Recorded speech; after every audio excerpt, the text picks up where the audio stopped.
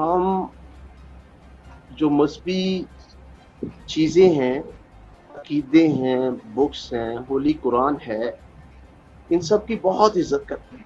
उसी तरह जैसे हम बाइबल मुक़द्दस की इज़्ज़त, हमारे लिए उतनी ही मुक़द्दस है। और जितने भी ब्लास्फेमी के केसेस हुए हैं गोशरा में या इससे पहले भी हुए हैं, अगर उनकी इन्वेस्टिगेशन की जाए तो वो इल्ज़ामात की बुनियाद पर हुए हैं।